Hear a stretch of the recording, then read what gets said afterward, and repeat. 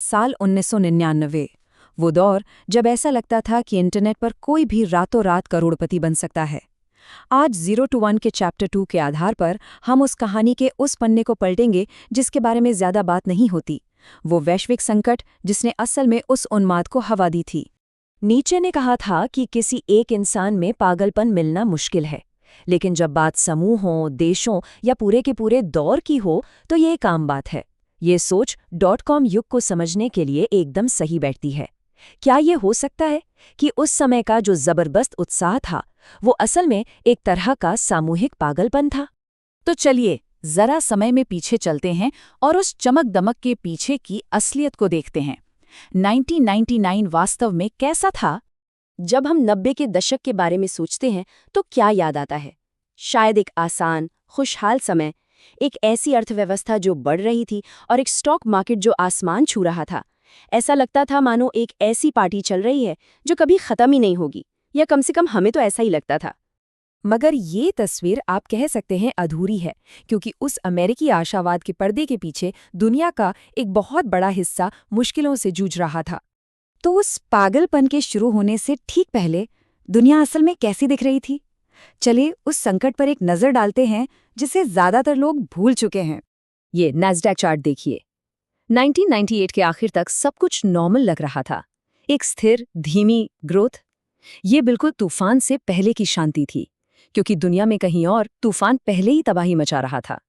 ये सिलसिला शुरू हुआ 1997 में पूर्वी एशिया से, जहां की अर्थव्यवस्थाएं एक एक करके ढह गई। फिर अगस्त 1998 में रूस ने अपने कर्ज पर डिफॉल्ट कर दिया, जिससे पूरी दुनिया में शॉक वेव्स फैल गईं।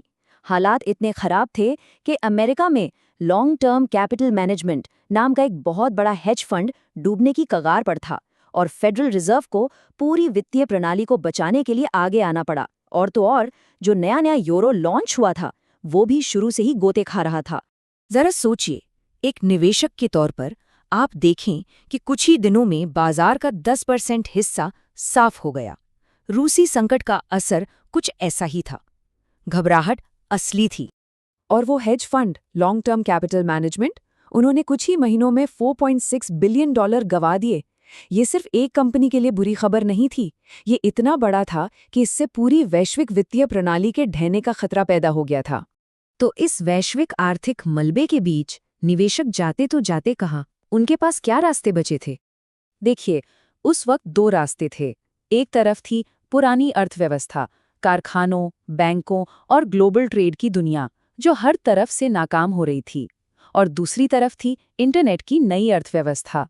ये नई थी, रोमांचक थी, और सबसे जरूरी बात, ये उस वैश्विक संकट से पूरी तरह से अलग थलग लग रही थी। और यही है सबसे जरूरी बात। .com बबल सिर्फ उम्मीद के बारे में नहीं था, ये हताशा के बारे में भी था। जब बाकी सब कुछ फेल हो रहा था तो इंटरनेट ही एकमात्र ऐसी चीज थी जो काम करती हुई दिख रही थी। वो इकलौता सुरक्षित ठिकाना था। और जब हर कोई एक ही सुरक्षित ठिकाने की ओर भागता है तो क्या होता है? एक उन्माद पैदा होता है, सिलिकॉन वैली की अपनी सोने की दौड़। तो ये दीवानगी कितने समय तक चली? सालों तक? नहीं, ये सिर्फ 18 महीने तक चली, सितंबर 1998 से मार्च 2000 तक। इतिहास के सबसे बड़े वित्तीय बबल्स में से एक बस 1.5 साल में आया और चला गया। चलिए उस नैस्डैक चार्ट पर वापस चलते हैं। उस लाइन को देखिए जो सितंबर 1998 के बाद लगभग सीधी ऊपर जाती है। यही वो उन्माद है, यही वो समय है जब दुनिया का सारा पैसा इंटरनेट की तरफ बह रहा था। और वो दौर सच में पागलपन भरा था। स्टार्टअप्स एक दूसरे से बढ़कर लॉन्च पार्टियां दे रहे थे, लोग अपनी अच्छी खासी नौकरियां छोड़ रहे थे। ऐसी भी कहानियां हैं कि लोग डिनर का बिल चुकाने के लिए अपनी कंपनी के स्टॉक ऑफर कर रहे थे, और कभी-कभी तो ये काम भी कर जाता था। और ये बात उस दौर के माहौल को एकदम सटीक तरीके से बयां करती है। वो एक ऐसी तर्कहीनता थी जो तर्कसंगत लगती थी। क्यों? क्योंकि जब कोई अपनी कंपनी के नाम में सिर्फ .com जोड़कर रातों रात अपनी वैल्यू दोगुनी कर सकता है, तो समझदारी दिखाना ही पागलपन लगता है। लेकिन हम सब जानते हैं, ऐसे बुलबुले हमेशा नहीं टिकते। पार्टी खत्म होने वाली थी। सवाल ये है कि जब म्यूजिक बंद हुआ तो हमने क्या सीखा? ये तारीख याद रखिएगा। 10 मार्च 2000 इस दिन नैस्डैक 5048 के आंकड़े पर पहुंच गया। ये सबसे ऊंचा पॉइंट था। ये अंत की शुरुआत थी। अब जरा इन दो चार्ट्स को एक साथ देखिए।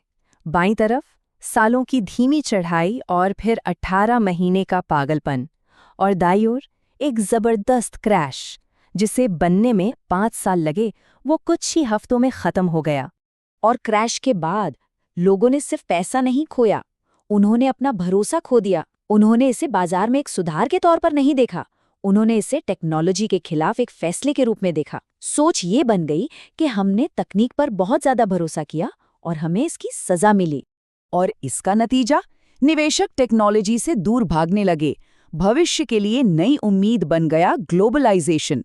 पैसा इंटरनेट यानी क्लिक से निकलकर भौतिक चीजों यानी ब्रिक्स में जाने लगा, जैसे कि हाउसिंग और ब्राजील, रूस, भारत और चीन जैसी उभरती अर्थव्यवस्थाएं।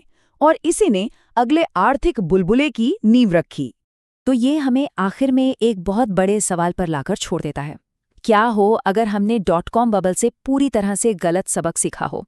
ये सोचने वाली बात है कि आज हम बिजनेस के बारे में जो कुछ भी सोचते हैं, उसका कितना हिस्सा अतीत की गलतियों की गलत समझ पर आधारित है।